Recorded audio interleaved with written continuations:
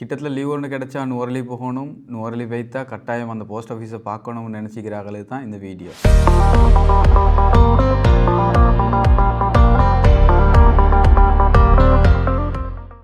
ஒரு 130 வருஷம் பழமையான போஸ்ட் ஆஃபீஸ் இன்னும் ஃபங்க்ஷன் ஆகி கொண்டிருக்குது.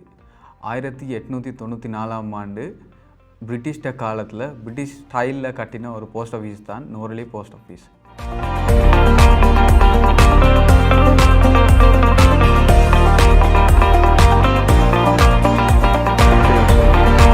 இந்த பில்டிங்கை பிரிட்டிஷ் கட்டுற நேரம் 2 ஸ்டோரிஸ் பில்டிங்காகவும் அதில் ஒரு கிளாக் டவரும் வச்சு கட்டிக்குது. உங்களுக்கு இப்போ போய்த்தாலும் பார்க்கலும் அந்த கிளாக் டவர் வேலை செஞ்சு கொண்டிருக்கும்.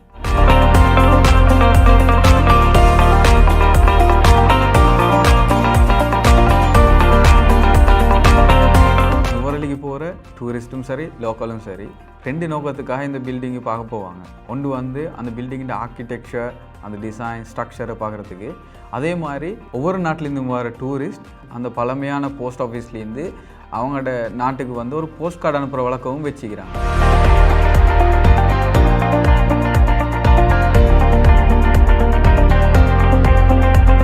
1990ஆம் ஆண்டு இலங்கை அரசாங்கம் 10 ரூபீஸ் ஒரு ஸ்டாம்பை இந்த போஸ்ட் ஆஃபீஸ்க்கு ஞாபகார்த்தமாக வெளியிட்டுச்சு.